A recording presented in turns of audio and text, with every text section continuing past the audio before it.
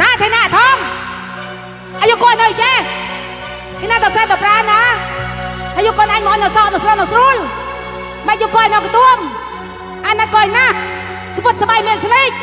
คออักระเฮกไอ้น้อยนำยังเมียนกระใบมีนเอามวยตะตาที่หาทองโยมมีกระโปรงเป็นกุยเฮกโมดักแม่นั่งกุยวัดรอคนกุยรอแต่หัวหน้าดนตรีมาไว้สกัวคอปิดตังหน่อยลูกจออาจารย์โกต่อยืนเตกปาจีให้นี่แหละผลงานเพลงแต่งกลนิยมรังทองแม่ไปเติมก็มันไม่แต่ร้องแต่ร้องจรันเนี่ยทุกวันนี้ก็ต่างคนต่างไปแยกย้ายกันทำมาหากินแม่แจมรับเหมาคนเดียวท่านเองก็ดาวร้ายลูกหายรับแต่เองตัวบอกเมื่อสตุ้งหายจีก็ไม่ทราบ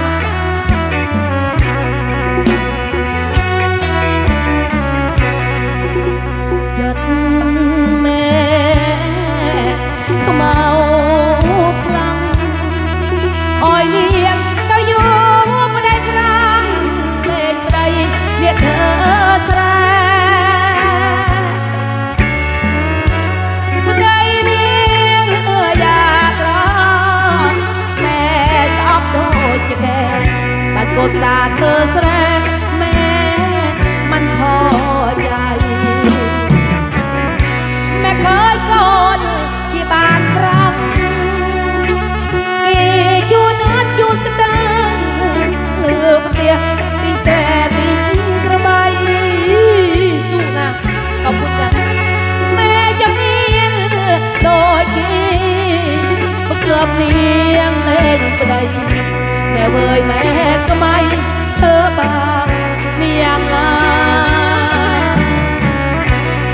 แม่เธอบ้าแม่ก็ลาแม่นาคลามาเจ้าก็ช่วงก็สนอนู่มองแม่โยบ้านแม่โยให้อาทองไอ้ใครสบอยว่ากันเจ็บงูเจ็บกระใบบ้องแร่เจ็บก้นใหญ่เจ็บจันยิ่งกระยอกอาทองเลยเป็นไรกับปอนะเอาเป็นกระยอกรังเต้าน้อยเพียตามติ้งก่อจะรอใหญ่แม่สามรถยนต์นะว่าประเภทกลิ้นโคลนสาบขวายตัวแม่ตาเรื่องก้าทองเจ็บยังอยู่มันบ้านเต้แม่ลินปะไดยังนี้เธอแสนนี่ยังก็สลายปะไดอีกครั้งความรักกินไม่ได้เอาย้อนเล่นปะไดก็อยู่รักเก็บตาดูมสตาร์สนองน้อยแม่สันทางโลนมีกระป๋องนกมนะฮะเรียงนั่งสู้บังคอมแต่เคลียอยู่ปรักตาแม่เธอจะเสยนี่ก่อนมาได้เนียงเน่ก็เมียนกระป๋องเนี่ยมันเอียนอยู่เน่อิสราเอลแรกกีน่าแม่เวอ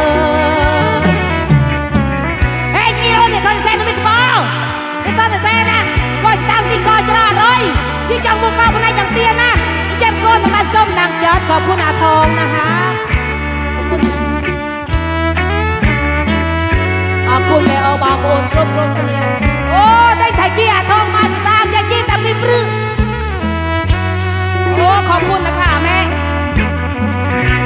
อาจารย์